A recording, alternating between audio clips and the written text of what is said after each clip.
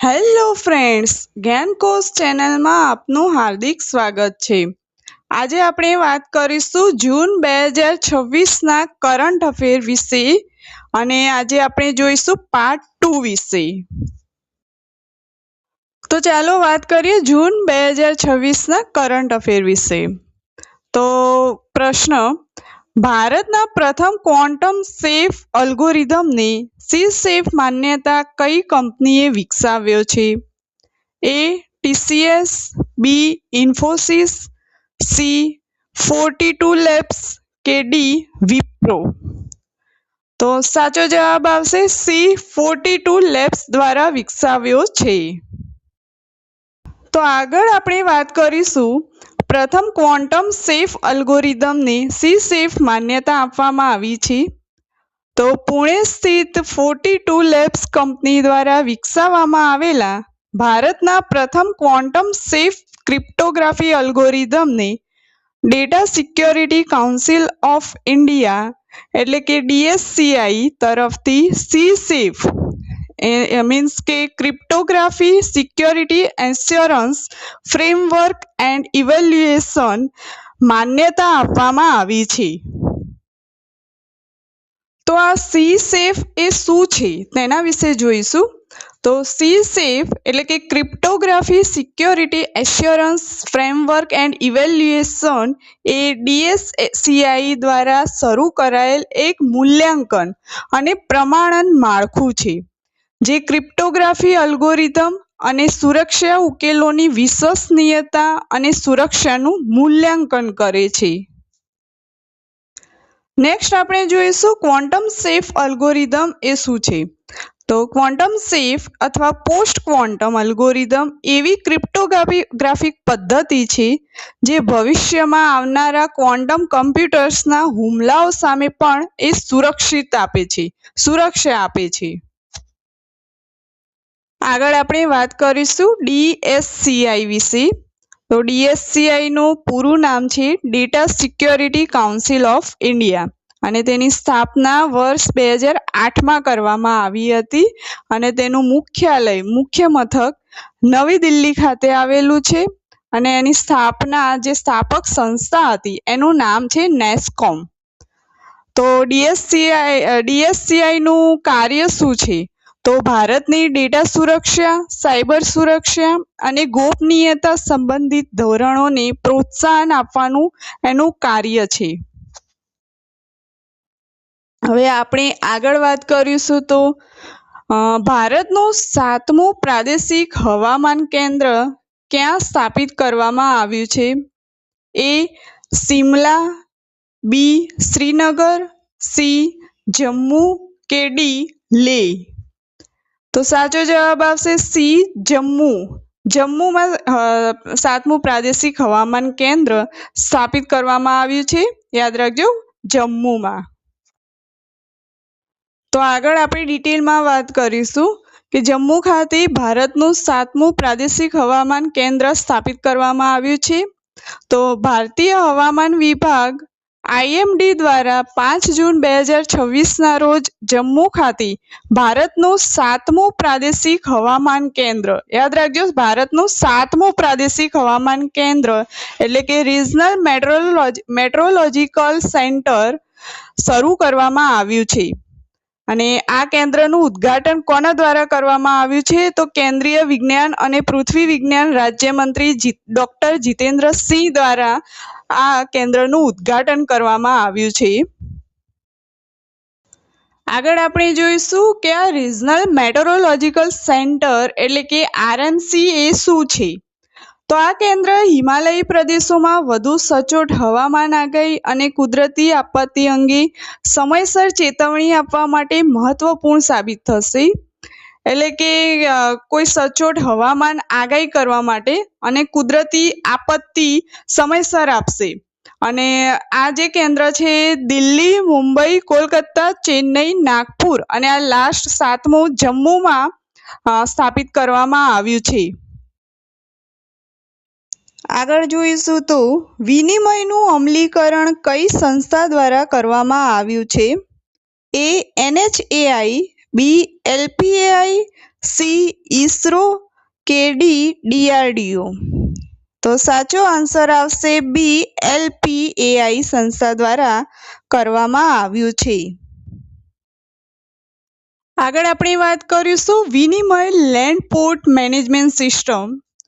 તો ભારત સરકારે 9 જૂન 2026ના રોજ વિનિમય નામની land port management system launch કરી છે અને એને અમલ કરનારી સંસ્થા છે land port authority of India. આ એક અદ્યતન ડિજિટલ પ્લેટફોર્મ છે જે ભારતના તમામ લેન્ડ પોર્ટ્સ પર માલ અને મુસાફરોની અવરજવરને ઝડપી, પારદર્શક અને સુરક્ષિત બનાવે છે. તેનું ઉદ્ઘાટન કેન્દ્રીય ગૃહમંત્રી અમિત શાહ દ્વારા નવી દિલ્હીમાં કરવામાં આવ્યું હતું અને આ મિનિસ્ટ્રી ઓફ હોમ અફેર્સ મંત્રાલય હેઠળ આવે છે. આગળ આપણે વાત કરીશું LPMS એટલે કે વિનિમય શું છે? તો વિનિમય એ એક સિંગલ વિન્ડો ડિજિટલ પ્લેટફોર્મ છે જે કસ્ટમ્સ, ઇમિગ્રેશન, સુરક્ષા દળો, પરિવહન એજન્સીઓ અને વેપારીઓને એક જ પ્લેટફોર્મ પર જોડે છે. તે માલ અને મુસાફરોની સમગ્ર પ્રક્રિયાને ડિજિટલ બનાવે છે.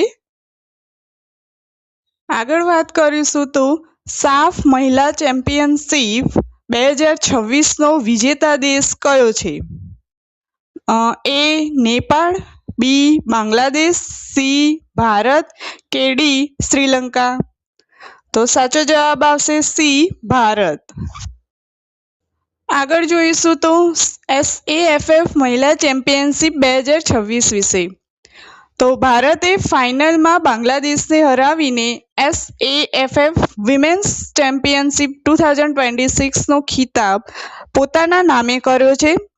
SAFF મહિલા ચેમ્પિયનશિપ દક્ષિણ એશિયાની સૌથી મોટી પ્રતિષ્ઠિત મહિલા ફૂટબોલ ટુર્નામેન્ટ છે અને તેનું આયોજન સાઉથ એશિયન ફૂટબોલ ફેડરેશન દ્વારા દર 2 વર્ષે થાય છે. યાદ રાખજો, દર 2 વર્ષે થાય છે. 2026માં આ ટુર્નામેન્ટની 8મી આવૃત્તિ, કેટલામી? 8મી આવૃત્તિનું આયોજન ક્યાં કરવામાં આવ્યું હતું? તો ઇન્ડિયામાં કરવામાં આવ્યું હતું. અને ઇન્ડિયામાં કઈ જગ્યાએ? તો મારગાંવ જવાહરલાલ નહેરુ સ્ટેડિયમ. અને ક્યારે? તો 25 મે થી 6 જૂન 2026 દરમિયાન કરવામાં આવ્યું હતું. અને ટોટલ કેટલી ટીમોએ ભાગ લીધો હતો? તો ટોટલ 6 ટીમોએ ભાગ લીધો હતો. આ સાલ પાકિસ્તાને આ ટુર્નામેન્ટમાં ભાગ લીધો હતો નહીં.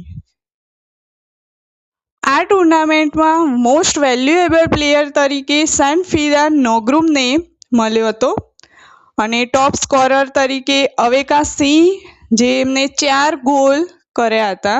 અને શ્રેષ્ઠ ગોલકીપર તરીકે પેન્થોય છાનુ, જે ભારતના જ છે. આ 3 ઇન્ડિયાના છે. ભારતે 7 વર્ષ બાદ SAFF મહિલા ચેમ્પિયનશિપનો ખિતાબ પોતાના નામે કર્યો છે અને આ ભારતનો રેકોર્ડ 6મો SAFF મહિલા ચેમ્પિયનશિપ ખિતાબ છે.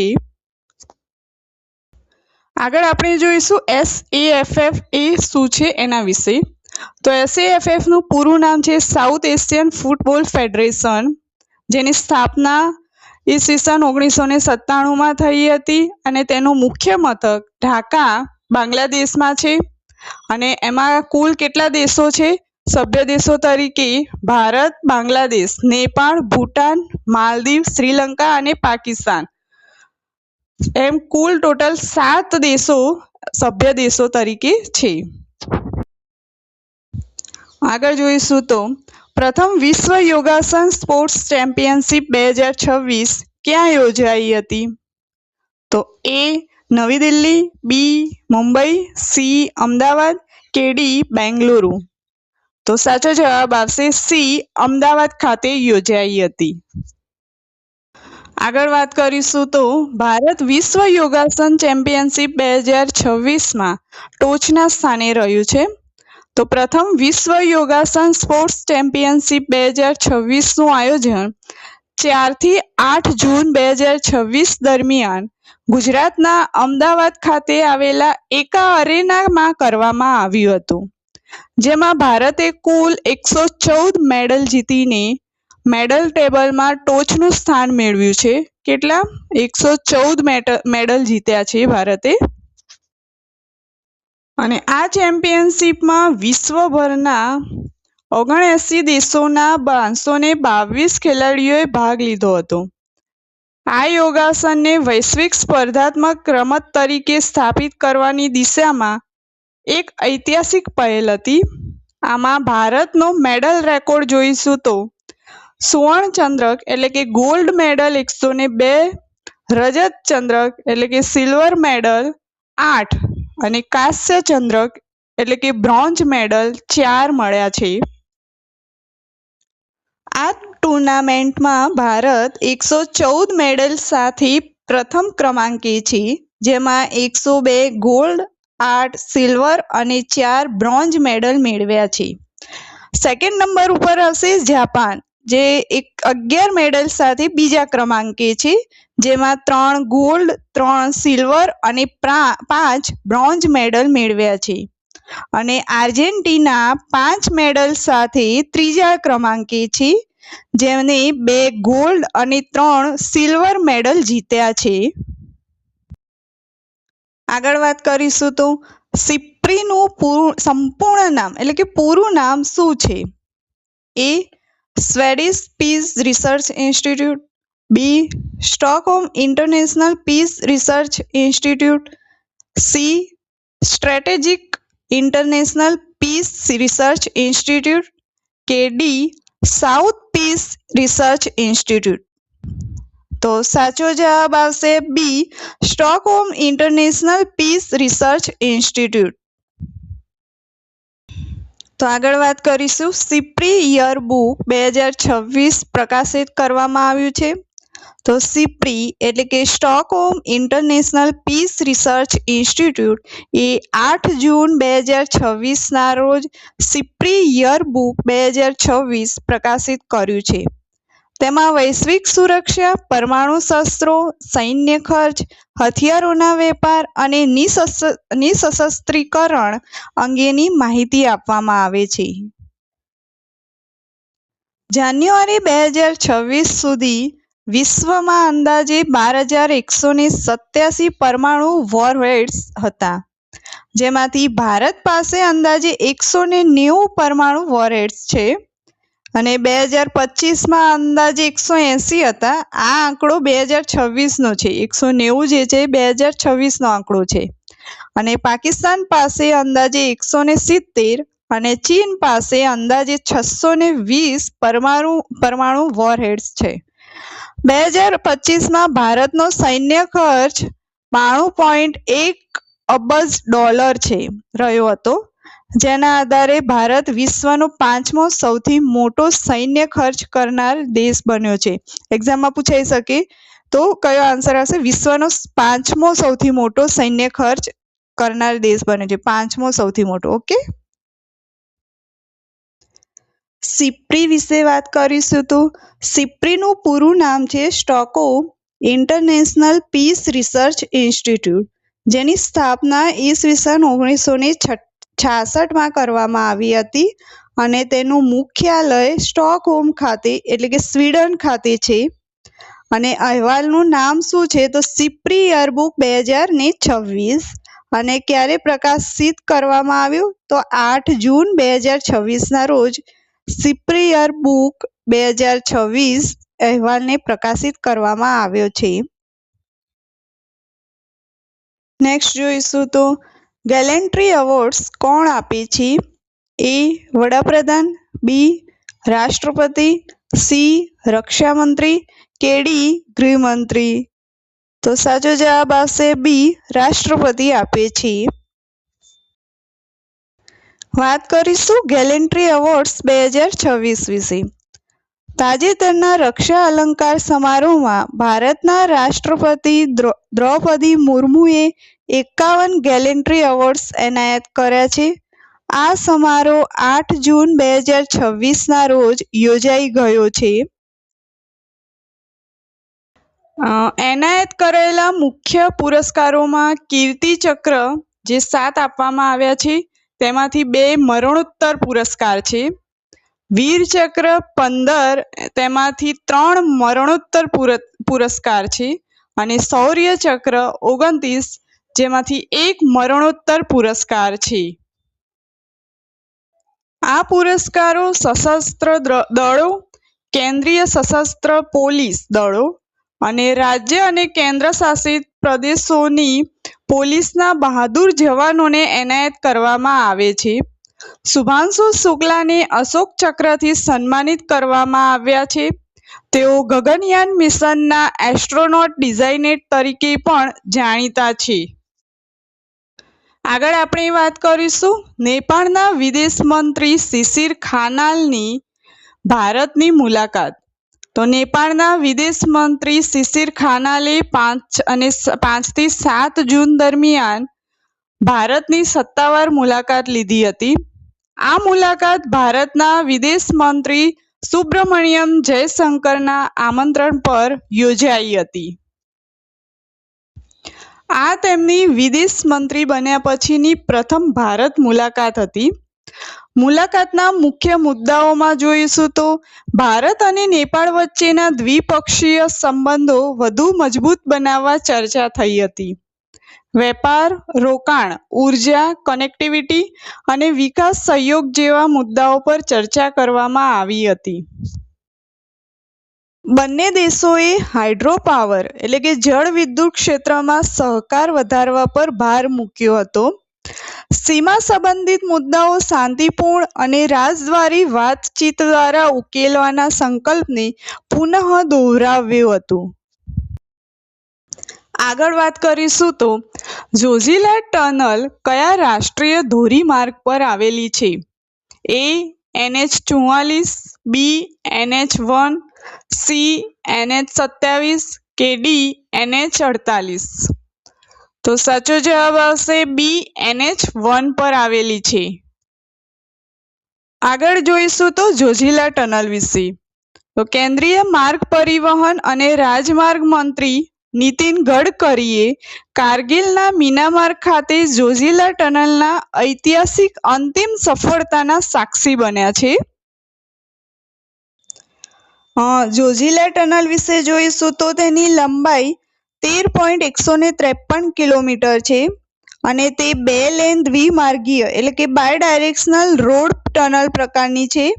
તેની ઊંચાઈ આશરે 3528 મીટર એટલે કે 11,578 ફૂટ છે અને તે રાષ્ટ્રીય ધોરીમાર્ગ NH1 પર આવેલી છે અને તેને national highways and infrastructure development corporation limited દ્વારા અમલ કરવામાં આવી છે. એટલે કે તેની અમલીકરણ agency national highways and infrastructure development corporation limited છે. નેક્સ્ટ આપણે જોઈશું તો ભારતના સૌથી લાંબા સમય સુધી સતત સેવા આપનારા ચૂંટાયેલા વડાપ્રધાન કોણ બન્યા છે? એ મનમોહન સિંહ, બી અટલ બિહારી વાજપેયી, સી નરેન્દ્ર મોદી કે ડી રાજીવ ગાંધી? તો સાચો જવાબ આવશે સી નરેન્દ્ર મોદી. આગળ વાત કરીશું તો નરેન્દ્ર મોદી ભારતના સૌથી લાંબા સમય સુધી સતત સેવા આપનારા ચૂંટાયેલા વડાપ્રધાન બન્યા છે. તો જૂન 2026માં નરેન્દ્ર મોદીએ ઐતિહાસિક સિદ્ધિ હાંસલ કરી છે. 10 જૂન 2026ના રોજ તેમણે સતત 4,399 દિવસ વડાપ્રધાન તરીકે સેવા આપીને જવાહરલાલ નહેરુનો એટલે કે એમને 4,398 દિવસનો રેકોર્ડ પાછળ છોડી દીધો છે અને ભારતના સૌથી લાંબા સમય સુધી સતત સેવા આપનારા ચૂંટાયેલા વડાપ્રધાન બન્યા છે. નેક્સ્ટ આપણે વાત કરીશું તો ઓપરેશન મિલાપનો મુખ્ય હેતુ શું છે? એ સાયબર ગુનાઓ અટકાવવું, બી ગુમ થયેલા લોકોને શોધી પરિવાર સાથે પુનઃ મિલન કરાવવું, સી નશા વિરોધી અભિયાન, ડી ટ્રાફિક વ્યવસ્થા સુધારવી? તો સાચો જવાબ આવશે બી ગુમ થયેલા લોકોને શોધી પરિવાર સાથે પુનઃ મિલન કરાવવું. તો વાત કરીશું ઓપરેશન મિલાપ વિશે. તો ઓપરેશન મિલાપ ગુજરાત પોલીસ દ્વારા શરૂ કરવામાં આવેલ રાજ્યવ્યાપી વિશેષ અભિયાન છે, જેનો મુખ્ય હેતુ ગુમ થયેલા વ્યક્તિઓ, ખાસ કરીને મહિલાઓ અને બાળકોને શોધી તેમના પરિવાર સાથે પુનઃ મિલન કરાવવાનો છે. આ અભિયાનમાં જૂના અને નવા બંને ગુમ થયેલા કેસોની ફરી તપાસ કરવામાં આવી હતી. આ અભિયાનની શરૂઆત 7 મે 2026ના રોજ કરવામાં આવી હતી અને આયોજક ગુજરાત પોલીસ દ્વારા તેનું આયોજન કરવામાં આવ્યું હતું. રાજ્યભરમાં 1 મહિનાનું વિશેષ અભિયાન ચલાવવામાં આવ્યું હતું અને જેમાં 1470 ગુમ થયેલા લોકોને શોધી કાઢવામાં આવ્યા છે, જેમાં 852 મહિલાઓ છે, 342 પુરુષો અને 234 સગીર બાળાઓ અને 42 સગીર બાળકોનો સમાવેશ થાય છે. નેક્સ્ટ જોઈશું તો વિશ્વ બાળ મજૂરી વિરોધી દિવસ ક્યારે ઉજવવામાં આવે છે? એ 5 જૂન, બી 12 જૂન, સી 20 નવેમ્બર કે ડી 24 જાન્યુઆરી. તો સાચો જવાબ આવશે બી 12 જૂનના દિવસે ઉજવવામાં આવે છે. તો વાત કરીશું વિશ્વ બાળ મજૂરી વિરોધી દિવસ વિશે. તો વિશ્વ બાળ મજૂરી વિરોધી દિવસ દર વર્ષે 12 જૂનના રોજ ઉજવવામાં આવે છે. આ દિવસનો હેતુ બાળમજૂરી સામે જાગૃતિ ફેલાવવાનો અને દરેક બાળકને શિક્ષણ, સુરક્ષા તથા સ્વસ્થ બાળપણનો અધિકાર મળે તે સુનિશ્ચિત કરવાનો છે. આ દિવસની શરૂઆત 2002માં ઇન્ટરનેશનલ લેબર ઓર્ગેનાઇઝેશન દ્વારા કરવામાં આવી હતી. વિશ્વ મજૂરી વિરોધી 2026ની થીમ હતી red card to child labour, fair play for children, decent work for adults. તો ગુજરાતીમાં કહીએ તો બાળમજૂરીને લાલ કાર્ડ એટલે બાળમજૂરી નહીં અને બાળકો માટે ન્યાયપૂર્ણ બાળપણ અને પુખ્ત વયના લોકો માટે યોગ્ય રોજગાર મળી રહે. નેક્સ્ટ આપણે જોઈશું તો QR કોડ ફીડબેક સિસ્ટમ કઈ સંસ્થાએ શરૂ કરી છે? તો A FSSAI, B Ahmedabad municipal corporation, C Gujarat police કે ડી આરોગ્ય મંત્રાલય. તો સાચો જવાબ આવશે બી અમદાવાદ મ્યુનિસિપલ કોર્પોરેશને શરૂ કરી છે. તો QR કોડ ફીડબેક સિસ્ટમ વિશે આપણે ડિટેલમાં જોઈશું તો અમદાવાદ મ્યુનિસિપલ કોર્પોરેશને શહેરમાં સ્ટ્રીટ ફૂડની સ્વચ્છતા અને ખાદ્ય સુરક્ષા સુધારવા માટે QR કોડ ફીડબેક સિસ્ટમ શરૂ કર્યો છે. આ વ્યવસ્થા હેઠળ નાગરિકો ફૂડ સ્ટોલ પર લગાવેલા QR કોડને સ્કેન કરીને સીધો ફીડબેક એટલે કે પ્રતિસાદ આપી શકશે. નેક્સ્ટ આપણે જોઈશું તો એર ઇન્ડિયાની પ્રથમ ઇઝી કનેક્ટ ફ્લાઇટ કયા શહેરથી શરૂ થઈ છે? એ અમદાવાદ, બી દિલ્હી, સી વારાણસી કે ડી મુંબઈ. તો સાચો જવાબ આવશે સી વારાણસીથી શરૂ થઈ છે. તો આગળ આપણે વાત કરીશું એર ઇન્ડિયાની ઇઝી કનેક્ટ ફ્લાઇટ્સ વિશે. તો એર ઇન્ડિયાએ 25 જૂન 2026થી વારાણસીથી પોતાની પ્રથમ ઇઝી કનેક્ટ ફ્લાઇટ સેવા શરૂ કરી છે. આ સેવા ભારતના hub and spoke aviation model હેઠળ શરૂ કરવામાં આવી છે. આ સેવાનો મુખ્ય હેતુ છે કે ટિયર 2 અને ટિયર 3 શહેરોના મુસાફરોને ભારતના હબ એરપોર્ટ મારફતે આંતરરાષ્ટ્રીય ગંતવ્યો સુધી સરળ અને નિરંતર મુસાફરીની સુવિધા આપવાનો છે. અને તેની મુખ્ય વિશેષતાઓમાં જોઈશું તો પ્રથમ શહેર છે વારાણસી અને જેનું શરૂઆત 25 જૂન 2026ના રોજ કરવામાં આવી છે. આ સુવિધાને લીધે મુસાફરો પોતાના મૂળ શહેરમાં જ ચેક ઇન કરી શકે છે. બગેજ અંતિમ આંતરરાષ્ટ્રીય ગંતવ્ય સુધી ટેગ થઈ જાય છે. ઇમિગ્રેશનની પ્રક્રિયા મૂળ એરપોર્ટ પર જ પૂર્ણ કરી શકાય છે. એટલે કે દિલ્હી જેવા હબ એરપોર્ટ પર ફરીથી ચેક ઇન અથવા ઇમિગ્રેશન કરવાની જરૂર રહેતી નથી. પોતાના જ શહેરમાં બધું થઈ જશે. આગળ આપણે વાત કરીશું તો ભારતે પ્રથમ સ્વદેશી HPV ટેસ્ટ કયા રોગની તપાસ માટે મંજૂર કર્યો છે? A. સ્તન cancer, B. Cervical cancer, C. ફેફસાનું કેન્સર કે D. મેલેરિયા. તો સાચો જવાબ આવશે B. સર્વાઇકલ કેન્સર માટે મંજૂર કર્યો છે. HPV ટેસ્ટ કયા સર્વાઇકલ કેન્સર માટે મંજૂર કર્યો છે? તો HPV વિશે આપણે આગળ જોઈશું તો ભારતે પ્રથમ સ્વદેશી HPV ટેસ્ટને મંજૂરી આપી દીધી છે. ભારતે પ્રથમ સ્વદેશી HPV એટલે કે હ્યુમન પેપિલોમા વાયરસની ટેસ્ટને મંજૂરી આપી છે. આ ટેસ્ટનો ઉપયોગ સર્વાઇકલ કેન્સરની વહેલી તકે તપાસ માટે કરવામાં આવશે. આ પગલું ભારતમાં મહિલાઓમાં સર્વાઇકલ કેન્સરના વહેલા નિદાન અને રોકથામ માટે મહત્વપૂર્ણ માનવામાં આવે છે. તો વાત કરીશું HPV શું છે? તો HPV એટલે કે હ્યુમન પેપિલોમા વાયરસ એક વાયરસ છે. HPVના કેટલાક પ્રકારો સર્વાઇકલ કેન્સરનું મુખ્ય કારણ બને છે. HPV સામે રસીકરણ અને સમયસર સ્ક્રીનિંગથી આ કેન્સરનું જોખમ ઘણું ઓછું કરી શકાય છે. આગળ જોઈશું તો પ્રોજેક્ટ ગંગા કયા રાજ્ય દ્વારા શરૂ કરવામાં આવ્યો છે? A. Gujarat, B. Uttar Pradesh, C. Bihar કે D. મધ્યપ્રદેશ. તો સાચો જવાબ આવશે B. યુપી એટલે કે ઉત્તર પ્રદેશ દ્વારા શરૂ કરવામાં આવ્યો છે.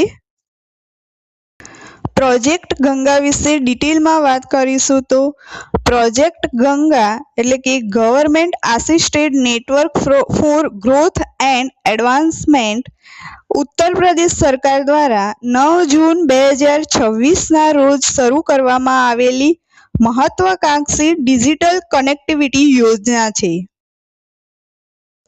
આ પ્રોજેક્ટનો હેતુ ગ્રામ્ય વિસ્તારોમાં હાઈ સ્પીડ ઇન્ટરનેટ પહોંચાડીને ડિજિટલ સમાવેશ વધારવાનો છે અને આશરે 20 લાખ પરિવારોને હાઈ સ્પીડ બ્રોડબેન્ડ ઇન્ટરનેટ ઉપલબ્ધ કરાવવાનું છે.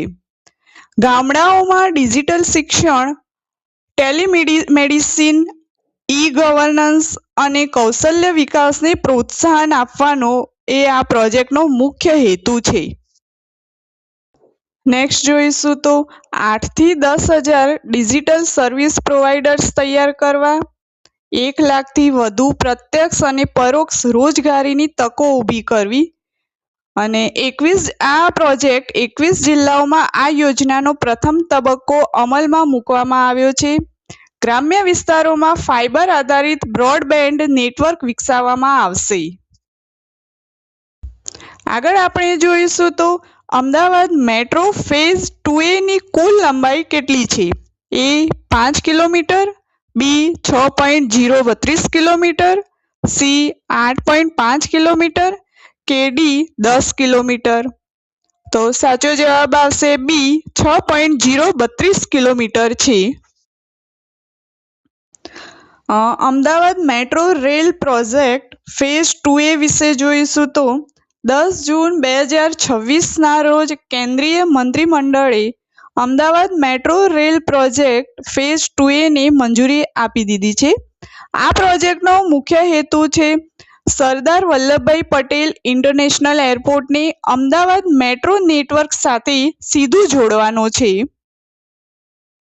પ્રોજેક્ટ વિશે જોઈશું તો પ્રોજેક્ટનો કુલ ખર્ચ 2,169.0 કરોડ રૂપિયા છે. કુલ લંબાઈ 6.032 કિલોમીટર છે અને એમાં કુલ 5 સ્ટેશનોનો સમાવેશ થાય છે. 4 એલિવેટેડ અને 1 ભૂગર્ભ એરપોર્ટ સ્ટેશનનો સમાવેશ થાય છે અને તેનો રૂટ છે કોટેશ્વર રોડ, સરદાર વલ્લભભાઈ પટેલ ઇન્ટરનેશનલ એરપોર્ટ. આગળ આપણે વાત કરીશું તો ઓઇલ સીડ્સ કિસાન મિત્ર કોના દ્વારા વિકસાવવામાં આવ્યું છે? A. NITI Aayog, B. FCI, C. ICAR એટલે કે Indian institute of oil seeds research કે D. નાબાર્ડ. તો સાચો જવાબ આવશે C, ICAR, Indian institute of oilseeds research દ્વારા વિકસાવવામાં આવ્યું છે. તો વાત કરીશું ઓઇલસીડ્સ કિસાન મિત્ર વિશે. ઓઇલસીડ્સ કિસાન મિત્ર ભારતનું પ્રથમ વોટ્સએપ આધારિત AI સંચાલિત કૃષિ સલાહકાર પ્લેટફોર્મ છે. તે તેલીબિયાં ઉગાડતા ખેડૂતોને 24 કલાક તેમની પોતાની ભાષામાં મફત અને સંશોધન આધારિત માર્ગદર્શન આપે છે. Indian council of agricultural research હેઠળના ICAR, Indian institute of oilseeds research જે હૈદરાબાદમાં આવેલું છે એના દ્વારા વિકસાવવામાં આવ્યું છે અને તેને 6 ફેબ્રુઆરી 2026 દરમિયાન લોન્ચ કરવામાં આવ્યું હતું નેશનલ ઓઇલસીડ્સ કોન્ફરન્સ દરમિયાન. આગળ આપણે વાત કરીશું તો સંગીત નાટક અકાદમીનું સર્વોચ્ચ સન્માન કયું છે? A. પદ્મશ્રી, B. અકાદમી પુરસ્કાર, C. અકાદમી ફેલોશિપ, અકાદમી રત્ન બી કહેવાય એને, D. ઉસ્તાદ બિસ્મિલ્લાહ ખાન યુવા પુરસ્કાર. તો સાચો જવાબ આવશે C. અકાદમી ફેલોશિપ અથવા અકાદમી રત્ન. તો વાત કરીશું સંગીત નાટક અકાદમી ફેલોશિપ અને સંગીત નાટક અકાદમી પુરસ્કારો વિશે. તો 10 જૂન 2026ના રોજ સંગીત નાટક અકાદમીની જનરલ કાઉન્સિલે 2024 અને 25 વર્ષ માટેના અકાદમી ફેલોશિપ અને અકાદમી પુરસ્કારની જાહેરાત કરી છે. તેમાં કુલ 7 ફેલોશિપ અને 108 અકાદમી પુરસ્કારો જાહેર કરવામાં આવ્યા છે. કેટલા? તો 7 ફેલોશિપ અને 108 અકાદમી પુરસ્કારો. એક્ઝામ ઓરિએન્ટેડ મોસ્ટ IMP છે, યાદ રાખજો. તો વાત કરીશું સંગીત નાટક અકાદમી વિશે. તો તેની સ્થાપના 31 મે 1952ના રોજ થઈ હતી અને તે 1953 થી કાર્યરત થયું હતું. તેનું મુખ્યાલય ન્યૂ દિલ્હીમાં છે અને તે સંસ્કૃતિ મંત્રાલય, ભારત સરકાર સંસ્કૃતિ મંત્રાલય હેઠળ આવે છે અને ભારતની સંગીત, નૃત્ય અને નાટ્યકળા માટેની રાષ્ટ્રીય અકાદમી છે. તેનો હેતુ એ છે કે ભારતીય પરફોર્મિંગ આર્ટ્સનું સંરક્ષણ, સંવર્ધન અને તેને પ્રોત્સાહન આપવાનું છે. તો આપણે વાત કરીશું સંગીત નાટક અકાદમી ફેલોશિપ વિશે. જે સંગીત નાટક અકાદમીનું સર્વોચ્ચ સન્માન છે અને તે પરફોર્મિંગ આર્ટ્સ ક્ષેત્રે આજીવન અસાધારણ યોગદાન બદલ આપવામાં આવે છે. સામાન્ય રીતે 50 વર્ષથી ઓછી ઉંમરના વ્યક્તિને ફેલોશિપ આપવામાં આવતી નથી અને તે એક સમયે માત્ર 40 જીવિત ફેલોઝ રાખવાની મર્યાદા છે. એટલે કે એક સમયે માત્ર 40 જીવિત વ્યક્તિઓને જ આ ફેલોશિપ પુરસ્કાર એટલે કે સન્માન આપવામાં આવે છે. તો સંગીત નાટક અકાદમી ફેલોશિપ પુરસ્કાર જેને એનાયત કરવામાં આવે છે તેને સન્માનમાં શું મળે છે તેના વિશે જોઈશું. તો એક તો 3 લાખ રૂપિયા મળે છે, તામ્રપત્ર મળે છે અને અંગવસ્ત્ર આપવામાં આવે છે. તો વાત કરીશું 2026માં જાહેર થયેલા 7 ફેલોઝ વિશે. તો એક તો રામલાલ બરેટ, એવી આનંદ, રીટા ગાંગુલી, પુરુ દધીચ, ચિત્તરંજન જ્યોતિષી, પશુમાર્થી રટૈયા શર્મા અને સુધા રાણી રઘુપતિ. બીજા પુરસ્કાર વિશે વાત કરીશું તો સંગીત નાટક અકાદમી પુરસ્કાર જે સંગીત, નૃત્ય, નાટક, લોકકલા, આદિવાસી કલા, કઠપૂતળી અને અન્ય પરફોર્મિંગ આર્ટ્સમાં ઉત્કૃષ્ટ યોગદાન બદલ એનાયત કરવામાં આવે છે. આ પુરસ્કાર દેશના સર્વોચ્ચ પરફોર્મિંગ આર્ટ્સ સન્માનમાંનો એક છે. તો આગળ જોઈશું કે સંગીત નાટક અકાદમી પુરસ્કાર જેને એનાયત કરવામાં આવે છે તેને સન્માનમાં શું મળે છે? તો 1 લાખ રૂપિયા, તામ્રપત્ર અને અંગવસ્ત્ર મળે છે. આ વખતે 2026માં 108 કલાકારોને અકાદમી પુરસ્કાર માટે પસંદ કરવામાં આવ્યા છે. નેક્સ્ટ આપણે વાત કરીશું Russia grand sand master cup 2026 જીતનાર પ્રથમ ભારતીય કોણ બન્યા? એ એમ.એફ. હુસૈન, બી અનીસ કપૂર, સી સુદર્શન પટનાયક કે ડી સતીશ ગુરજાલ? તો સાચો જવાબ આવશે સી સુદર્શન પટનાયક. તો આપણે વાત કરીશું Russia grand sand master cup 2026 વિશે. તો તેના ઓડિશાના પ્રખ્યાત રેતી કલાકાર સુદર્શન પટનાયકે Russia grand sand master cup 2026 જીતીને ભારતનું ગૌરવ વધાર્યું છે. તેઓ આ પ્રતિષ્ઠિત આંતરરાષ્ટ્રીય ખિતાબ જીતનાર પ્રથમ ભારતીય બન્યા છે. તો આપણે વાત કરીશું આ માસ્ટર કપ કઈ જગ્યાએ આયોજિત કરવામાં આવ્યો હતો? તો કાલિનિનગ્રાડ રશિયા ખાતે યોજવામાં આવ્યો હતો. અને કયો કાર્યક્રમ હતો? તો second international festival of send sculpture. અને આજે સુદર્શન પટનાયકે જે શિલ્પ બનાવ્યું હતું તેનો વિષય હતો ગ્લોબલ વોર્મિંગ અને એન્વાયરમેન્ટલ કન્ઝર્વેશન. અને સુદર્શન પટનાયકે લગભગ 3 મીટર ઊંચું રેતીનું શિલ્પ બનાવ્યું હતું. આગળ આપણે જોઈશું તો 114મી ઇન્ટરનેશનલ લેબર કોન્ફરન્સ ક્યાં યોજાઈ? એ વિયેના, બી પેરિસ, સી જીનીવા સ્વિટ્ઝરલેન્ડ કે ડી રોમ? તો સાચો જવાબ આવશે સી જીનીવા, જે સ્વિટ્ઝરલેન્ડમાં યોજાઈ છે. તો આપણે વાત કરીશું 114મી ઇન્ટરનેશનલ લેબર કોન્ફરન્સ 2026 વિશે. 1 થી 12 જૂન 2026 દરમિયાન ઇન્ટરનેશનલ લેબર ઓર્ગેનાઇઝેશન દ્વારા 114મી ઇન્ટરનેશનલ લેબર કોન્ફરન્સનું આયોજન સ્વિટ્ઝરલેન્ડના જીનીવા ખાતે કરવામાં આવ્યું હતું. આ પરિષદમાં 187 સભ્ય દેશોના સરકાર, નોકરીદાતા અને શ્રમિકના પ્રતિનિધિઓએ ભાગ લીધો હતો.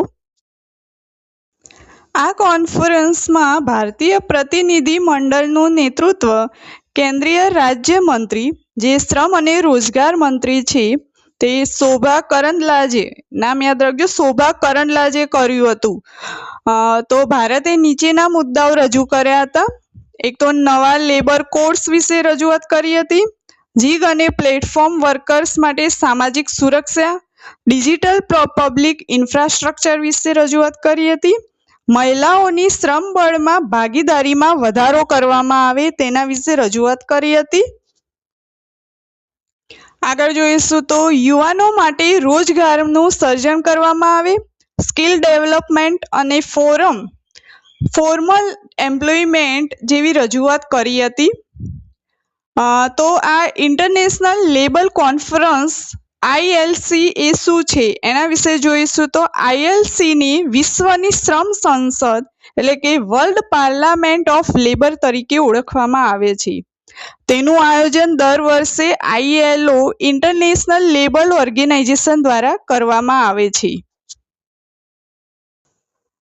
તેમાં શ્રમિકોના અધિકારો, રોજગાર, સામાજિક સુરક્ષા, વેતન, સલામત કાર્યસ્થળ અને શ્રમ કાયદાઓ અંગે ચર્ચા થાય છે.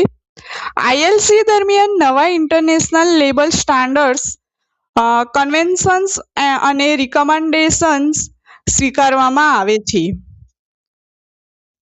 આગળ આપણે વાત કરીશું તો વારિયા AI મોડેલ કઈ પહેલ હેઠળ લોન્ચ કરવામાં આવ્યું છે? A digital India, B startup India, C India AI mission કે ડી સ્કિલ ઇન્ડિયા? તો સાચો જવાબ આવશે સી ઇન્ડિયા AI મિશન હેઠળ લોન્ચ કરવામાં આવ્યું છે. તો વાત કરીશું વારિયા AI મોડેલ વિશે. 12 જૂન 2026ના રોજ ઇન્ડિયા AI મિશન હેઠળ ભારતનું પ્રથમ સ્વદેશી distilled video story generating AI model વારિયા લોન્ચ કરવામાં આવ્યું છે. આ મોડેલને અવતાર દ્વારા વિકસાવવામાં આવ્યું છે અને તેનો હેતુ ઓછા ખર્ચે, ઝડપથી અને ભારતીય સંદર્ભને સમજીને AI વિડિયો બનાવવા મદદરૂપ થશે. તો વાત કરીશું વારિયા AI શું છે? તો ભારતનું પ્રથમ ઇન્ડિજિનિયસ ડિસ્ટિલ્ડ વિડિયો AI મોડેલ છે, જે ટેક્સ્ટ ટુ વિડિયો અને ઇમેજ ટુ વિડિયો જનરેટ કરી આપે છે. અને સામાન્ય લખાણ એટલે કે પ્રોમ્પ્ટ અથવા ફોટાને ઉચ્ચ ગુણવત્તાવાળા વિડીયોમાં ફેરવી શકે છે. તો આ એઆઈ મોડેલની મુખ્ય વિશેષતાઓમાં વાત કરીશું તો 50 સ્ટેપને બદલે એટલે કે જે મોડેલ 50 સ્ટેપમાં કમ્પ્લીટ મતલબ વિડીયો જનરેટ કરી આપતું હતું એની જગ્યાએ 4 સ્ટેપમાં વિડીયો જનરેટ થઈ જશે. પરંપરાગત મોડેલ કરતાં લગભગ 10 ગણું વધુ કાર્યક્ષમ હોવાનો દાવો કરવામાં આવ્યો છે અને ઓછા ખર્ચે એઆઈ વિડીયો બનાવવાની સુવિધા આપે છે, જે શિક્ષણ, ઈ-કોમર્સ, માર્કેટિંગ, મીડિયા અને કન્ટેન્ટ ક્રિએશનમાં ઉપયોગી સાબિત થશે. તો નેક્સ્ટ આપણે જોઈશું કે ભારતીય સેનામાં જૂન 2026માં સામેલ કરાયેલા જેટ સંચાલિત કામિકાઝે ડ્રોન્સનું નામ શું છે? A. Nagastra, B. Sky striker, C. Peacekeeper કે ડી. શેષનાગ 150. તો સાચો જવાબ આવશે સી. પીસકીપર. તો વાત કરીશું 106 પીસકીપર જેટ પાવર્ડ કામિકાઝે ડ્રોન્સ વિશે. તો જૂન 2026માં ભારતીય સેનાએ 106 સ્વદેશી પીસકીપર જેટ સંચાલિત કામિકાઝે ડ્રોન્સ પોતાના કાફલામાં સામેલ કર્યા છે. તેમાં 6 ઓપરેશનલ ડ્રોન્સ અને 6 તાલીમ માટેના ડ્રોન્સનો સમાવેશ થાય છે. તો આ ડ્રોન્સની લાક્ષણિકતાઓ શું છે એના વિશે જોઈશું. તો આ ડ્રોન્સ આશરે 180 કિલોમીટર સુધી કાર્યક્ષમ રેન્જ છે એની. મહત્તમ એની ગતિ લગભગ 450 કિલોમીટર પ્રતિ કલાકની છે. ઇલેક્ટ્રોનિક જામિંગ અને સ્પૂફિંગ જેવા પડકારજનક વાતાવરણમાં પણ એ કાર્ય કરી શકે છે. યુઝર ટ્રાયલ દરમિયાન 5 મીટરથી ઓછી સીઈપી એટલે કે સર્ક્યુલર એરર પ્રોબેબલ સાથે ઉચ્ચ ચોકસાઈ દર્શાવી છે. નેક્સ્ટ આપણે વાત કરીશું ભારત ફ્રાન્સ એટીએલ બ્રિજની જાહેરાત ક્યાં કરવામાં આવી હતી? A. Paris, B. Nice, C. Lyon કે ડી. માર્સેલ. તો સાચો જવાબ આવશે બી. નીસ. તો વાત કરીશું ભારત ફ્રાન્સ એટીએલ બ્રિજ વિશે. તો ભારત ફ્રાન્સ બ્રિજ એ ભારત અને ફ્રાન્સ વચ્ચે શાળા સ્તરે નવીનતા, વિજ્ઞાન, ટેકનોલોજી અને ઉદ્યોગ સાહસિકતાને પ્રોત્સાહન આપતી એક મહત્વપૂર્ણ પહેલ છે. આ પહેલની જાહેરાત 14 જૂન 2026ના રોજ ફ્રાન્સના નીસ શહેરમાં યોજાયેલા ભારત ઇનોવેટ્સ 2026 કાર્યક્રમ દરમિયાન કરવામાં આવી હતી. તે ભારત ફ્રાન્સ ઇનોવેશન વર્ષ 2026નો મહત્વપૂર્ણ ભાગ છે અને આયોજક કરતી સંસ્થા છે અટલ ઇનોવેશન મિશન, નીતિ આયોગ અને આ જે અટલ ઇનોવેશન મિશન અને લા ફાઉન્ડેશન ડેઝલ્ટ સિસ્ટમ્સ એ બંને ભાગીદારી થઈને આ પહેલની જાહેરાત કરી છે. આગળ આપણે વાત કરીશું એટીએલ શું છે.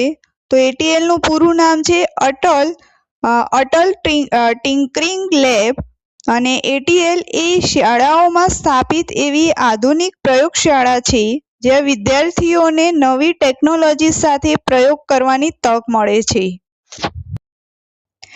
એટીએલની વિશેષતાઓ વિશે વાત કરીશું તો ફ્રાન્સમાં ભારતના એટીએલ મોડેલ પર આધારિત પ્રથમ સ્કૂલ ઇનોવેશન લેબ સ્થાપિત કરવામાં આવશે. બંને દેશોના વિદ્યાર્થીઓ સંયુક્ત પ્રોજેક્ટ પર કામ કરશે. શિક્ષકો માટે તાલીમ અને ક્ષમતા વિકાસ કાર્યક્રમો યોજાશે.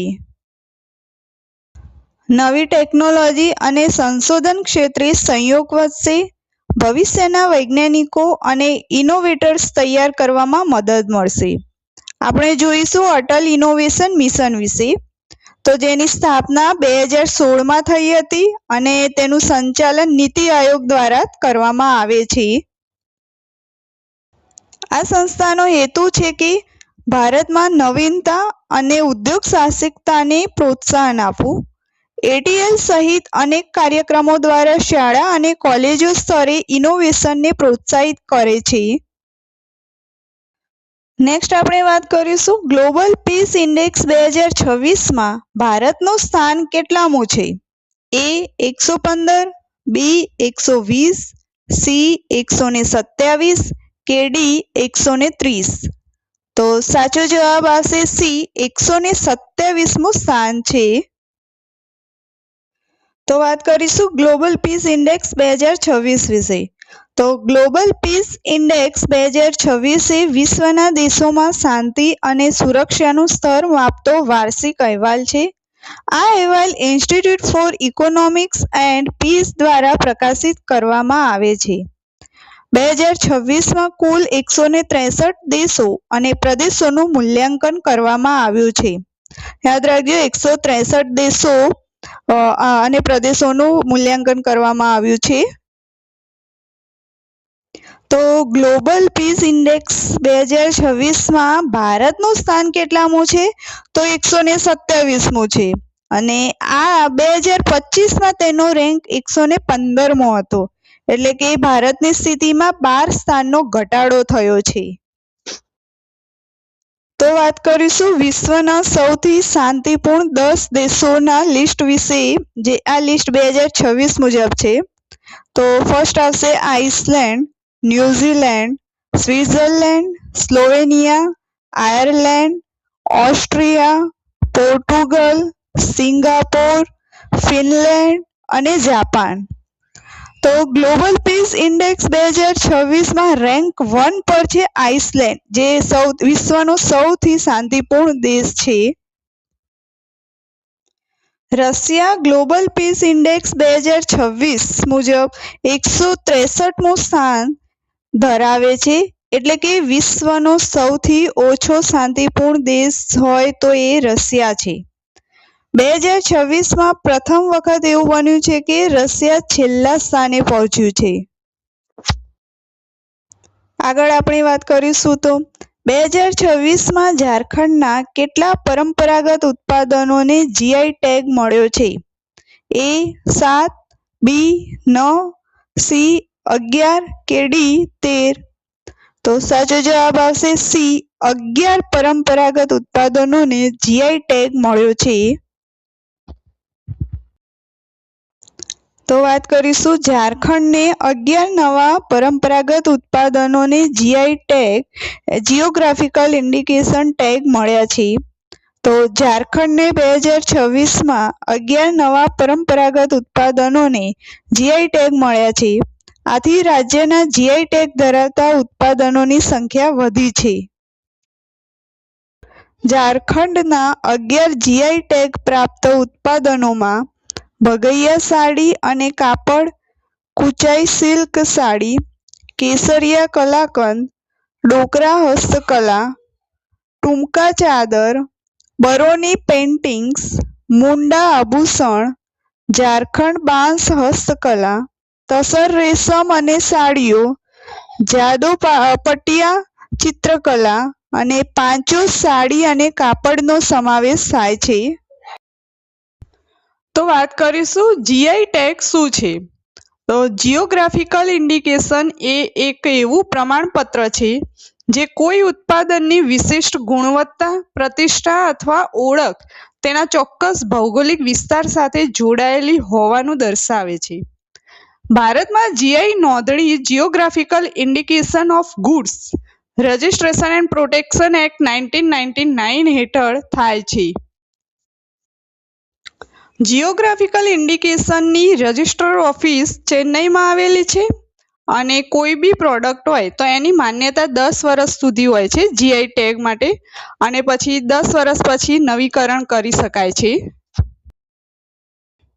આગળ વાત કરીશું તો MIFF 2026નું આયોજન કોણે કર્યું હતું?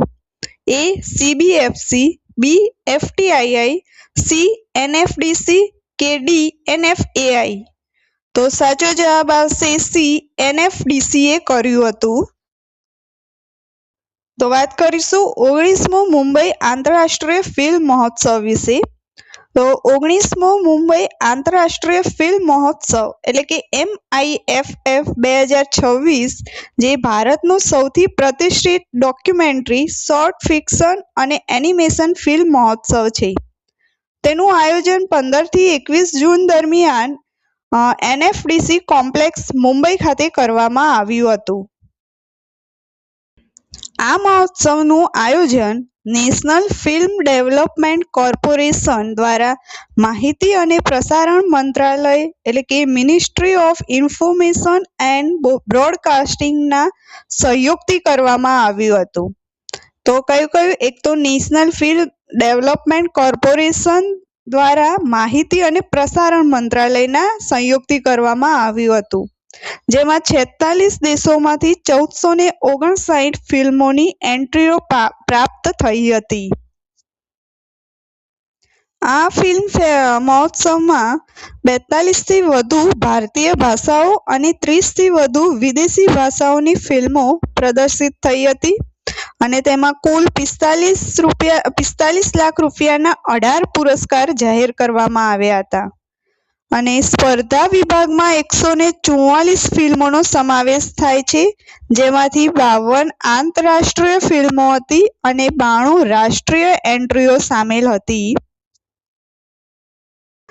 જેમાં બિન સ્પર્ધા વિભાગમાં કુલ 202 ફિલ્મો દર્શાવવામાં આવી છે, જેમાંથી 106 આંતરરાષ્ટ્રીય અને 96 રાષ્ટ્રીય ફિલ્મો છે.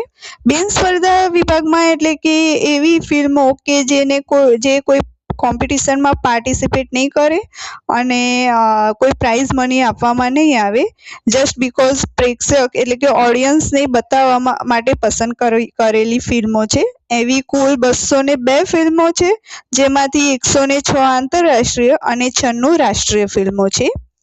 MIFF પહેલીવાર મુંબઈ થ્રુ 1000 આઈઝ નામનું AI સિનેમા હેકાથોનનું આયોજન કરશે.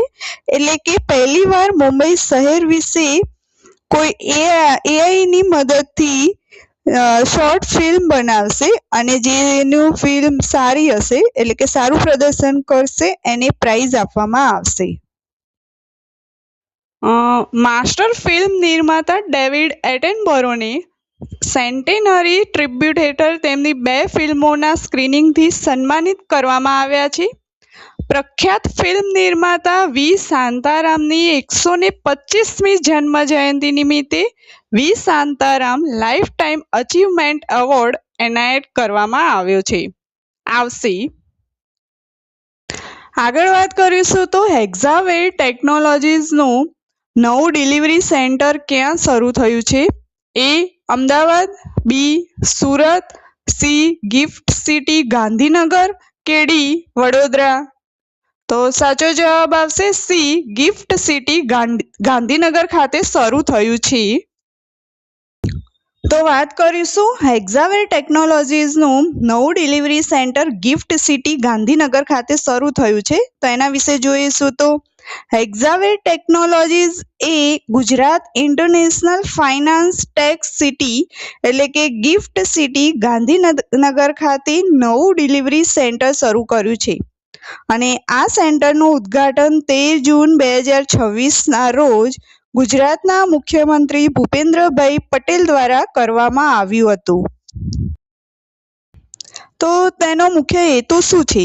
તો બેન્કિંગ, ફાઇનાન્શિયલ સર્વિસીસ અને ઇન્સ્યોરન્સ ક્ષેત્ર માટે અદ્યતન IT અને AI આધારિત સેવાઓ પૂરી પાડવાનો મુખ્ય હેતુ છે અને આગામી 3 વર્ષમાં લગભગ 1000 નવી રોજગારીની તકો મળે એ માટે આ ડિલિવરી સેન્ટર સ્ટાર્ટ કર્યું છે.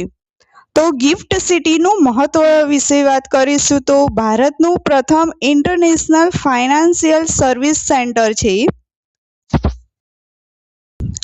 સ્માર્ટ સિટી તરીકે વિકસાવવામાં આવેલ વૈશ્વિક નાણાકીય અને ટેકનોલોજી હબ છે. અનેક ભારતીય અને આંતરરાષ્ટ્રીય IT તથા ફાઇનાન્સ કંપનીઓનું કેન્દ્ર છે. આગળ જોઈશું તો સ્વામિત્વ યોજનાના બીજા તબક્કાના અમલીકરણમાં દેશભરમાં પ્રથમ સ્થાને કયા રાજ્યને મળ્યું છે? એ મહારાષ્ટ્ર, બી ઉત્તર પ્રદેશ, સી ગુજરાત કે ડી મધ્યપ્રદેશ? તો સાચો જવાબ આવશે સી, ગુજરાત રાજ્યને પ્રથમ સ્થાન મળ્યું છે. તો આપણે ડિટેલમાં જોઈશું તો જૂન 2026માં ગુજરાતે પ્રધાનમંત્રી સ્વામિત્વ યોજનાના બીજા તબક્કાના અમલીકરણમાં સમગ્ર દેશમાં પ્રથમ સ્થાન પ્રાપ્ત કર્યું છે. અને આ તબક્કામાં દેશભરમાં તૈયાર થયેલા કુલ 32,35,260 પ્રોપર્ટી કાર્ડમાંથી 18,50,614 થી વધુ પ્રોપર્ટી કાર્ડ ગુજરાતમાં તૈયાર થયા છે, અને જે કુલ હિસ્સાનો 50% થી વધુ હિસ્સો છે. તો આપણે વાત કરીશું સ્વામિત્વ યોજનાનું પૂરું નામ શું છે? તો survey of villages Abadi and mapping with improvised technology in village area. અને તેની શરૂઆત 24 એપ્રિલ 2020થી પ્રધાનમંત્રી નરેન્દ્રભાઈ મોદી દ્વારા કરવામાં આવી હતી. અને તે પંચાયતી રાજ મંત્રાલય હેઠળ કાર્ય કરે છે, અને તેનું અમલીકરણ સર્વે ઓફ ઇન્ડિયા દ્વારા કરવામાં આવ્યું હતું. અને આ યોજનાનો મુખ્ય હેતુ શું છે? તો ગામડાઓમાં રહેણાંક મિલકતોનું ડ્રોન દ્વારા સર્વેક્ષણ કરીને માલિકોને પ્રોપર્ટી કાર્ડ પૂરું પાડવામાં આવે છે. આ યોજનાનો મુખ્ય હેતુ છે.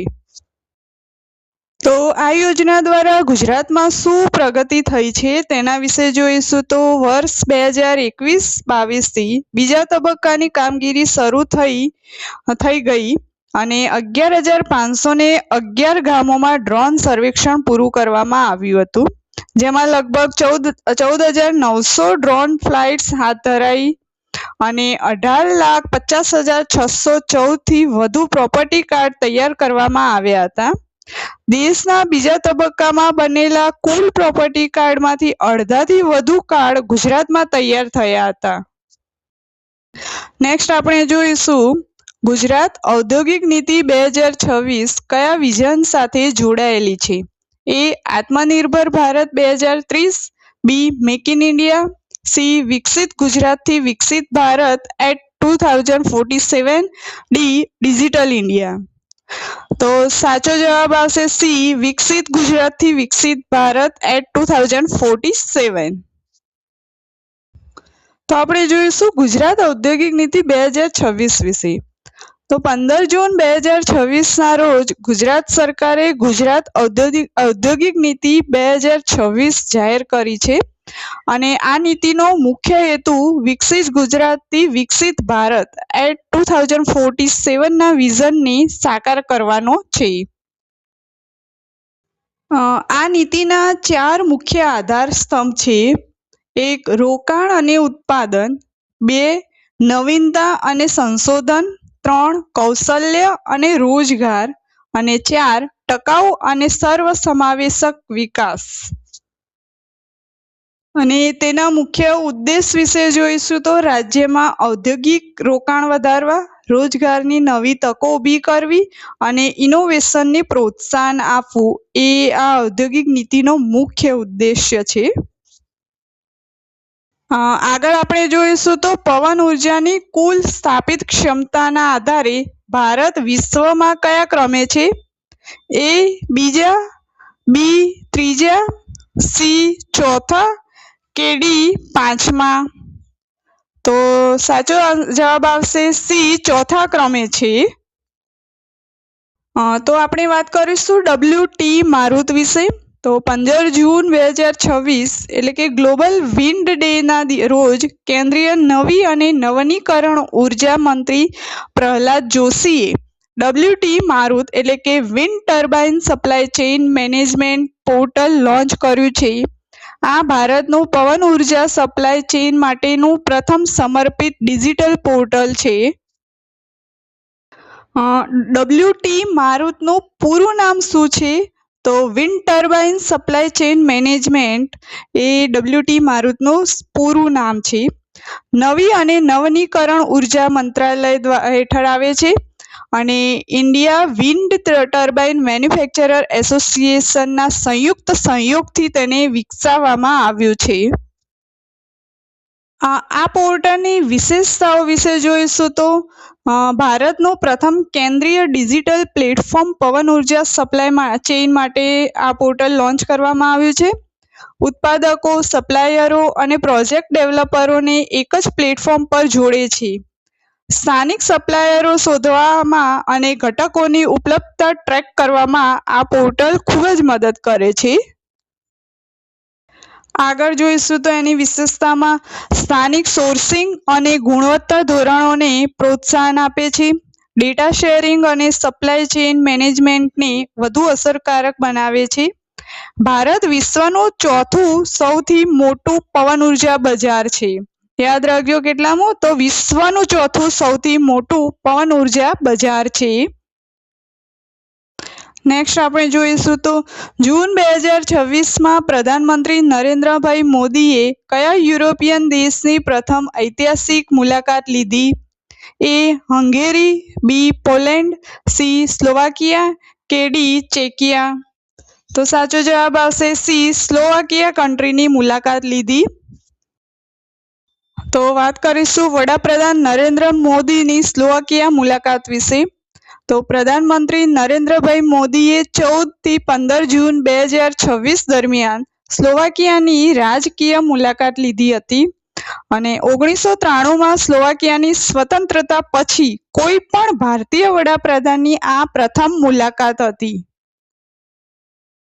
સ્લોવાકિયાના વડાપ્રધાન રોબર્ટ ફિકો સાથે દ્વિપક્ષીય ચર્ચા કરી હતી અને સ્લોવાકિયાના રાષ્ટ્રપતિ પીટર પેલેગ્રીન ની સાથે મુલાકાત કરી હતી.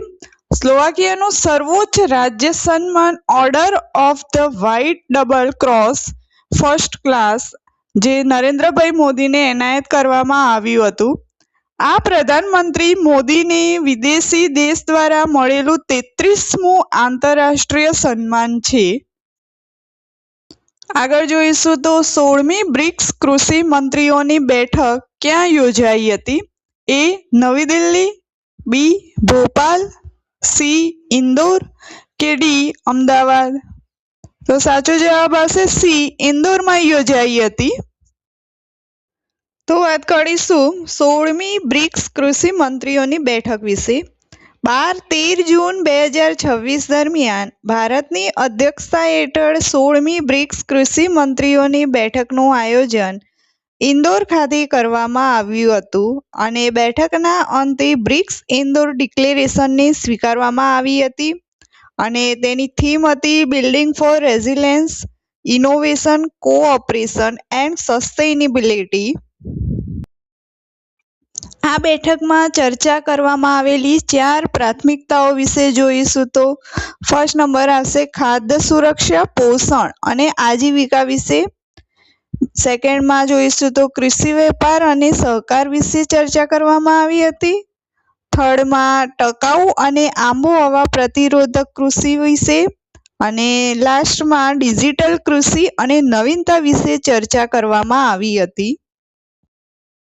તો આપણે વાત કરીશું ગોવા ક્રાંતિ દિવસ વિશે, જે દર વર્ષે 18 જૂનના દિવસે ગોવા ક્રાંતિ દિવસ ઉજવવામાં આવે છે.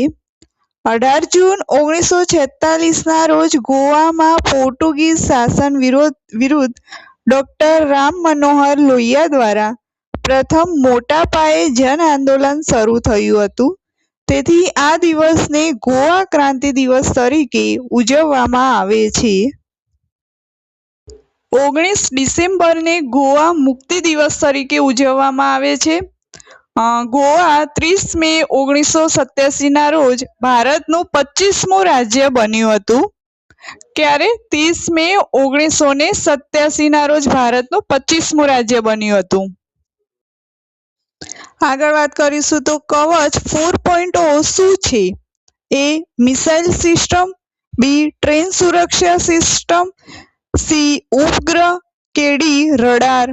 તો સાચો જવાબ આવશે બી ટ્રેન સુરક્ષા સિસ્ટમ છે. તો આગળ વાત કરીશું કવચ 4.0 શું છે?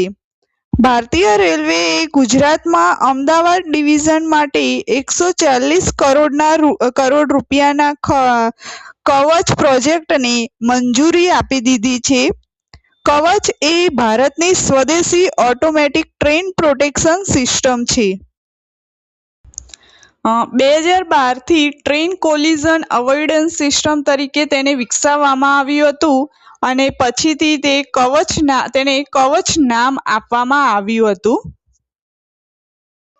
આગળ આપણે જોઈશું તો નમો સિટીઝ યોજના કઈ યોજના હેઠળ વિકસાવવામાં આવી રહી છે? એ અમૃત યોજના, B regional plan 2041, C smart city mission કે ડી પીએમ ગતિ શક્તિ. તો સાચો જવાબ આવશે બી રિજનલ પ્લાન 2014 યોજના હેઠળ વિકસાવવામાં આવી રહી છે.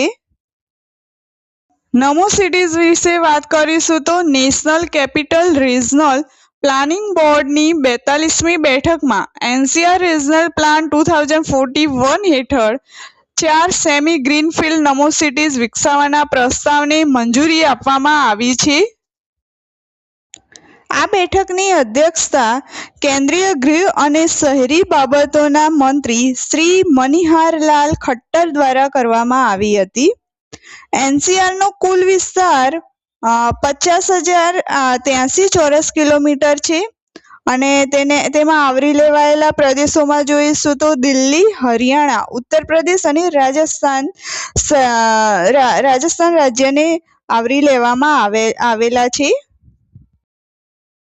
નેક્સ્ટ આપણે જોઈશું તો 52મી G7 સમિટનું આયોજન ક્યાં થયું હતું? એ ટોક્યો જાપાનમાં, બી એવિયન લેબે ફ્રાન્સમાં, સી રોમ ઇટલીમાં કે ડી બર્લિન જર્મનીમાં. તો સાચો જવાબ આવશે બી એવિયન લેબે ફ્રાન્સમાં થયું હતું. તો આપણે જોઈશું 52મી G7 સમિટ 2026 વિશે.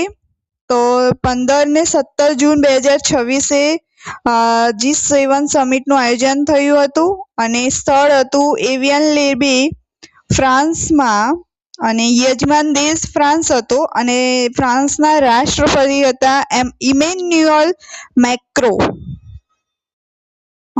G7 સમિટમાં ભારતની ભાગીદારી શું હતી એના વિશે જોઈશું તો વડાપ્રધાન નરેન્દ્ર મોદીને ભાગીદાર દેશ તરીકે આમંત્રિત કરવામાં આવ્યા હતા. ભારતની G7માં આ 13મી ભાગીદારી હતી. કેટલામી? 13મી ભાગીદારી હતી.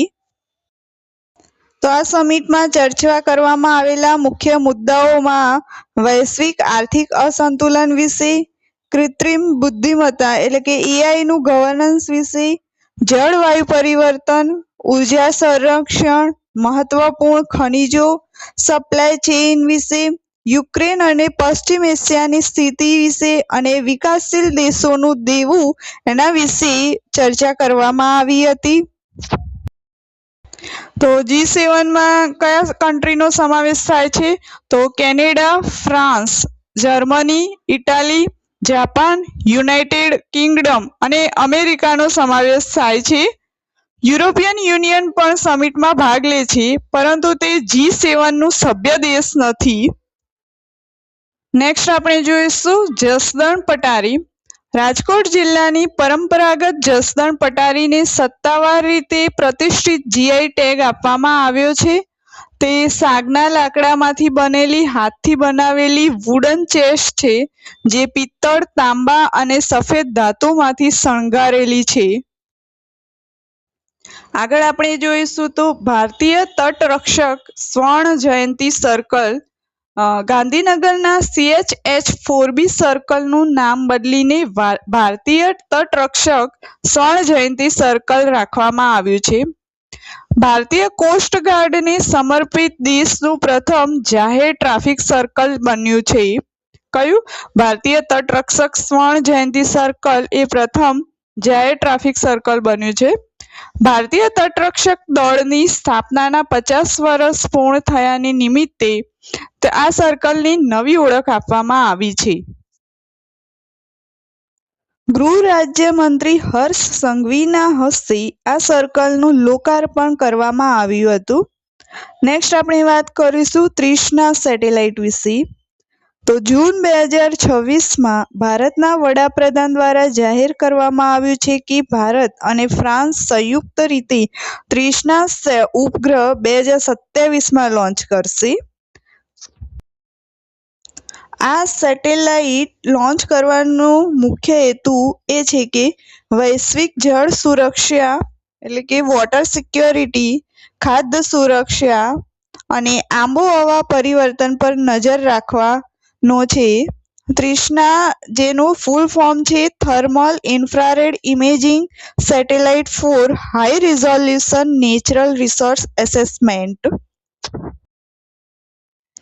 આ જે મિશન છે એ ભારતની ઇસરો એજન્સી એટલે કે ઇન્ડિયન સ્પેસ રિસર્ચ ઓર્ગેનાઇઝેશન અને ફ્રાન્સની CNES જે સ્પેસ એજન્સી છે એ બંનેનું સંયુક્ત મિશન છે અને 2027માં આ સેટેલાઇટ લોન્ચ કરવામાં આવશે અને ઓર્બિટ છે સનસિન્ક્રોનસ ઓર્બિટ લગભગ 761 કિલોમીટર છે અને આયુષ્ય એનું રહેશે 5 વર્ષનું અને લોન્ચ વ્હીકલ PSLV એટલે કે પોલર સેટેલાઇટ લોન્ચ વ્હીકલ દ્વારા તેને લોન્ચ કરવામાં આવશે.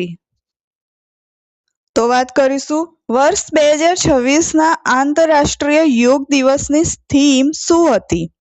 A. Yoga for harmony, B. Yoga for one health, C. Yoga for healthy ageing કે D. Yoga for humanity. તો સાચો જવાબ આવશે C. Yoga for healthy ageing. તો વાત કરીશું આંતરરાષ્ટ્રીય યોગ દિવસ વિશે. આંતરરાષ્ટ્રીય યોગ દિવસ દર વર્ષે 21 જૂનના રોજ ઉજવવામાં આવે છે. તેનો હેતુ સમગ્ર વિશ્વમાં યોગના શારીરિક, માનસિક અને આધ્યાત્મિક લાભો વિશે જાગૃતિ ફેલાવવાનો છે. 2026માં 12મો આંતરરાષ્ટ્રીય યોગ દિવસ ઉજવાયો છે. 2026ની આંતરરાષ્ટ્રીય યોગ દિવસની થીમ હતી યોગા ફોર હેલ્ધી એજિંગ એટલે કે સ્વસ્થ વૃદ્ધાવસ્થા માટે યોગ. આગળ જોઈશું તો 2025 વર્ફ પ્રાઇઝની ઇન ફિઝિક્સ મેળવનાર ભારતીય મૂળના વૈજ્ઞાનિક કોણ છે? A. CNR Rao, B. Venkataraman Ramakrishnan, C. જૈનેન્દ્ર કે જૈન કે D. અજય ભટ્ટ. તો સાચો જવાબ આવશે જૈનેન્દ્ર કે જૈન. વર્ફ પ્રાઇઝ વિશે વાત કરીશું તો ભારતીય મૂળના ભૌતિકશાસ્ત્રી ડોક્ટર જૈનેન્દ્ર કે જૈનને 2025 વર્ફ પ્રાઇઝ ઇન ફિઝિક્સ એનાયત કરવામાં આવ્યો છે. તેમને કમ્પોઝાઇટ ફર્મિયોન સિદ્ધાંત અને ફ્રેક્શનલ ક્વોન્ટમ હોલ ઇફેક્ટ અંગેના ક્રાંતિકારી સંશોધન માટે સન્માનિત કરવામાં આવ્યા છે. 18 જૂન 2026ના રોજ જેરુસલેમમાં એક રાજ્ય સમારોહમાં ઇઝરાયેલના રાષ્ટ્રપતિ ઇસાક હર્ઝોગ દ્વારા આ પુરસ્કાર એનાયત કરવામાં આવ્યો હતો. પ્રોફેસર જૈન 1978માં આ પુરસ્કાર શરૂ થયા પછી આ સન્માન જીતનાર ભારતીય મૂળના પ્રથમ વ્યક્તિ છે. તો આ એક્ઝામમાં પૂછાઈ શકે છે. તો આ પ્રોફેસર જૈન 1978માં આ પુરસ્કાર શરૂ થયા પછી આ સન્માન જીતનાર ભારતીય મૂળના પ્રથમ વ્યક્તિ છે, યાદ રાખજો. વર્ફ પ્રાઇઝ વિશ્વના સૌથી પ્રતિષ્ઠિત આંતરરાષ્ટ્રીય પુરસ્કારોમાંનો એક છે. તે વિજ્ઞાન અને કલા ક્ષેત્રે અસાધારણ યોગદાન માટે આપવામાં આવે છે. વિજ્ઞાન ક્ષેત્રમાં તેને ઘણીવાર નોબેલ પુરસ્કાર પછીનું સૌથી પ્રતિષ્ઠિત સન્માન માનવામાં આવે છે. તેની શરૂઆત 1978માં થઈ હતી અને તે દર વર્ષે એનાયત કરવામાં આવે છે. નેક્સ્ટ જોઈશું તો FATFના ઉપપ્રમુખ તરીકે કોણ ચૂંટાયા છે? A. Ajay Sheth, B. Arvind Srivastava, C. વિવેક અગ્રવાલ કે D. TV સોમનાથન. તો સાચો જવાબ આવશે C. વિવેક અગ્રવાલ FATFના ઉપપ્રમુખ તરીકે ચૂંટાયા છે. તો વાત કરીશું ભારત પ્રથમ વખત FATFનું ઉપપ્રમુખ પદ સંભાળશે. જૂન 2026માં ભારત પ્રથમ વખત FATF એટલે કે ફાઇનાન્શિયલ એક્શન ટાસ્ક ફોર્સના ઉપપ્રમુખ પદે ચૂંટાયા છે. આ ભારત માટે વૈશ્વિક નાણાકીય શાસન અને આતંકવાદ વિરોધી સહકારમાં એક ઐતિહાસિક સિદ્ધિ માનવામાં આવશે. ઉપપ્રમુખ તરીકે વિવેક અગ્રવાલની નિમણૂક કરવામાં આવી છે, જેમનો કાર્યકાળ જુલાઈ 2026 થી જૂન 2027 સુધીનો છે. ભારત એફએટીએફનું સભ્ય 2010 થી બન્યું છે અને એફએટીએફનું મુખ્યાલય ક્યાં આવેલું છે? પેરિસ, ફ્રાન્સમાં આવેલું છે. એફએટીએફના ઇતિહાસમાં પ્રથમ વખત કોઈ ભારતીય ઉપપ્રમુખ ચૂંટાઈ આવ્યા છે. આગળ જોઈશું તો પીએમ કિસાનનો 23મો હપ્તો કયા સ્થળેથી જાહેર કરવામાં આવ્યો હતો? એ. ગુવાહાટી, બી. નવી દિલ્હી, સી. તારકેશ્વર હુગલી, પશ્ચિમ બંગાળ, કે ડી. વારાણસી. તો સાચો જવાબ આવશે સી. તારકેશ્વર હુગલી, પશ્ચિમ બંગાળમાંથી જાહેર કરવામાં આવ્યો હતો. પીએમ કિસાન યોજનાનો 23મો હપ્તો જાહેર કરવામાં આવ્યો છે. તો 20 જૂન 2026ના રોજ વડાપ્રધાન નરેન્દ્રભાઈ મોદીએ પશ્ચિમ બંગાળના તારકેશ્વરમાંથી પ્રધાનમંત્રી કિસાન સન્માન નિધિ યોજનાનો 23મો હપ્તો જાહેર કર્યો છે. આ યોજનાના કુલ લાભાર્થીઓ 9.44 કરોડથી વધુ ખેડૂતો છે અને તેમને કુલ રકમ લગભગ 18,880 કરોડ બધા ખેડૂતોને ફાળવવામાં આવી છે. અને ચૂકવણી કઈ રીતે થશે? તો ડાયરેક્ટ બેનિફિટ ટ્રાન્સફર દ્વારા સીધી બેંક ખાતામાં જમા કરવામાં આવે છે. તો વાત કરીશું પીએમ કિસાન વિશે. તો 24 ફેબ્રુઆરી 2019ના રોજ ઉત્તર પ્રદેશના ગોરખપુરમાં વડાપ્રધાન નરેન્દ્રભાઈ મોદી દ્વારા આ યોજના શરૂ કરવામાં આવી હતી. આ યોજના કયા મંત્રાલય હેઠળ આવે છે? તો કૃષિ અને ખેડૂત કલ્યાણ મંત્રાલય હેઠળ આવે છે. અને પાત્ર ખેડૂત પરિવારને ડાયરેક્ટ બેનિફિટ ટ્રાન્સફર દ્વારા 3 સમાન હપ્તામાં વાર્ષિક ₹6,000 મળે છે. મહર્ષિ સુશ્રુતની કાંસ્ય પ્રતિમાનું અનાવરણ ક્યાં કરવામાં આવ્યું છે? A. London, B. Paris, C. Edinburgh, Scotland, કે ડી. જીનેવા. તો સાચો જવાબ આવશે સી. એડિનબર્ગ, સ્કોટલેન્ડમાં મહર્ષિ સુશ્રુતની કાંસ્ય પ્રતિમાનું અનાવરણ કરવામાં આવ્યું છે. તો એડિનબર્ગમાં મહર્ષિ સુશ્રુતની પ્રતિમાનું અનાવરણ કરવામાં આવ્યું છે. 19 જૂન 2026ના રોજ સ્કોટલેન્ડના એડિનબર્ગ સ્થિત royal college of surgeons of Edinburgh ખાતે મહર્ષિ સુશ્રુતની 90 કિલોગ્રામ વજનની કાંસ્ય પ્રતિમાનું અનાવરણ કરવામાં આવ્યું છે. તો કેટલા કિલોગ્રામ? તો 90 કિલોગ્રામની વજન. આ પ્રતિમા ભારતની પ્રાચીન શસ્ત્રક્રિયા પરંપરાને વૈશ્વિક સ્તરે મળેલા સન્માનનું પ્રતીક છે. મહર્ષિ સુશ્રુત વિશે વાત કરીશું તો તેઓ શસ્ત્રક્રિયાના પિતા એટલે કે ફાધર ઓફ સર્જરી તરીકે ઓળખાય છે અને તેમને સુશ્રુત સંહિતાના નામના ગ્રંથની રચના કરી છે. 2026માં લિયોનેલ મેસ્સીની 85 ફૂટ ઊંચી પ્રતિમાનું અનાવરણ કઈ જગ્યાએ કરવામાં આવ્યું છે? એ. બ્યુનોસ આયર્સ, બી. Rosario, C. કટ્રલ, આર્જેન્ટિના, કે ડી. કોલકાતા. તો સાચો જવાબ આવશે સી. કટ્રલ, આર્જેન્ટિનામાં કરવામાં આવ્યું છે. જૂન 2026માં આર્જેન્ટિનાના પેટાગોનિયા પ્રદેશના કટ્રલ શહેરમાં ફૂટબોલના દિગ્ગજ લિયોનેલ મેસ્સીની 85 ફૂટ ઊંચી પ્રતિમાનું અનાવરણ કરવામાં આવ્યું છે. આ અત્યાર સુધીની મેસ્સીની સૌથી ઊંચી પ્રતિમા માનવામાં આવે છે. વંદે માતરમ કેમ્પનું આયોજન કઈ સંસ્થા દ્વારા કરવામાં આવે છે? A. NCC, B. NYKS, C. My Bharat, કે ડી. એનએસએસ. તો સાચો જવાબ આવશે સી. માય ભારત. તો વાત કરીશું વંદે માતરમ કેમ્પ્સ વિશે. તો યુવા કાર્યક્રમ અને રમતગમત મંત્રાલયના માય ભારત દ્વારા વંદે માતરમ કેમ્પ શરૂ કરવામાં આવ્યો છે. કયું મંત્રાલય આવશે? તો યુવા કાર્યક્રમ અને રમતગમત મંત્રાલય. આ કેમ્પનો હેતુ રાષ્ટ્રીય એકતા, બંધારણીય મૂલ્યો, દેશભક્તિ અને યુવા નેતૃત્વને પ્રોત્સાહન આપવાનો છે. શોર્ટમાં જોઈશું તો તેનું આયોજક સંસ્થા માય ભારત, જે યુવા કાર્યક્રમ અને રમતગમત મંત્રાલય હેઠળ આવે છે.